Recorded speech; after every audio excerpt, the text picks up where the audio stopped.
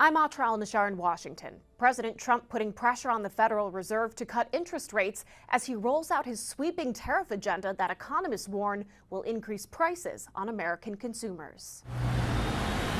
For not the first time, President Trump going after America's central bank, an institution meant to be independent from politics. The Fed would be much better off cutting rates as U.S. tariffs start to ease their way into the economy. Do the right thing. April 2nd is Liberation Day in America. The president posted on social media hours after the Federal Reserve announced it's keeping interest rates steady for now in its effort to bring down inflation. Inflation has moved closer to our 2% longer run goal, though it remains somewhat elevated. The Fed's restrictive interest rates have been a thorn in Trump's side since he took office. I think I know interest rates much better than they do. Presidents have no direct control of interest rates, but President Trump plans to have an indirect effect. When the oil comes down, it'll bring down prices, then you won't have inflation, and then the interest rates will come down. That hasn't happened yet. But still, the president wants to see rates cut before his tariff policies really start to take effect.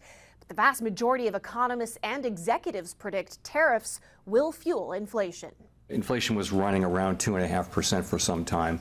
I do think with the arrival of the tariff inflation, further progress may be delayed. As history has shown, when the Fed lowers rates too early, inflation only gets worse. As things stand, the Fed is likely to cut rates by 1/4 point twice this year, but their next meeting isn't until May, more than a month after Trump's next round of tariffs start to kick in.